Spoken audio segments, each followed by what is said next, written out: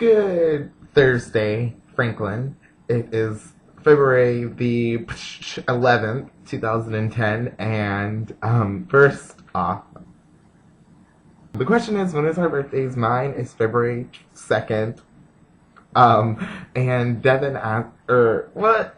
Freudian slip, Megan asked me what I did for my birthday, and I think I said this last week, but I pretty much worked all day. It kind of sucked, but then that Friday night, I went out to dinner with my family, and it was great, and we had Thai food, and we were all happy and full. Yes! Megan, I totally agree with Tenley. Sure, you can post on next Saturday that I think that you should bring your camera to Reno and show me Reno, because I haven't seen Reno, although I think I've seen pictures, but I don't know. Please, if you can. I don't know if you'll have time, whatever. The challenge is movie review. And, wait, Tinley, I have a question. Were you talking about Sorority Row? I haven't seen that, but it really sounded like it. They kill a girl, she pretends that she's dead, but she's not, and then she comes back and kills them all? I don't know, something like that. My review is going to be on Up in the Air, because I freaking love it. And basically, it's George Clooney, not really, but anyways, it's this guy, and he flies around all the place for work because he fires people.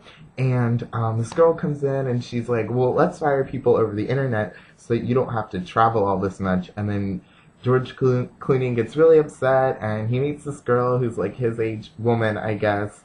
And they're both like really elite people, and it's really awesome. And I don't want to spoil too much because it's one of those movies where I was glad that I really didn't know anything about it. And a lot of people don't like it, or a lot of people love it. Like, I'm obsessed with it. So I really hope you guys go see it if you haven't. It's called Up in the Air, and it's amazing. And I watched it over winter break, and then we had to watch it again for class, like for extra credit. And it was just awesome and very good. Also, did I mention that last week in screenwriting, we watched Dr. Horrible and Buffy? Because that was awesome. I don't know if I said that, but I'm saying it now again, if I already have. Yesterday I started to watch, not Fast Food Inc. The other one, Super Size Me, and it was really good, but I didn't finish it because I was kind of like fading out because I was napping. But I really want to finish it, and it's probably really good. You know, it's about the guy who goes on a 30-month McDonald's binge. It's a documentary. And when they ask him to supersize, he has to say yes. And then he has to eat all the food, and he can only eat from McDonald's, and I have to finish it because it's amazing. And also, I recently watched Helvetica, but I also didn't finish that because it got messed up with my, I don't know, my laptop, I guess, does not play DVDs anymore. Then I tried to play it at, like, the big computers in the newspaper office, and then it was messing up there, so I think it was scratched, so maybe it wasn't even my DVD player. But it's really fantastic. It's about graphic design, typefaces, Helvetica.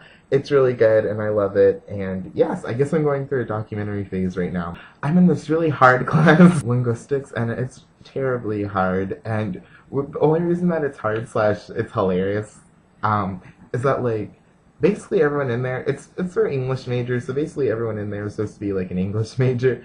But seriously, all of our exercises are in different languages. Like, for homework last week, we had one on Lakota, which is a language that's in Dancing with Wolves. It's like this tribal language. And then also we had homework that was in Latin. Our homework for this weekend, due Monday or whatever, is in Hawaiian. So it's just really weird. Devin, I'm going to echo the concerns of Tinley, Megan, and Anna and say, please post tomorrow.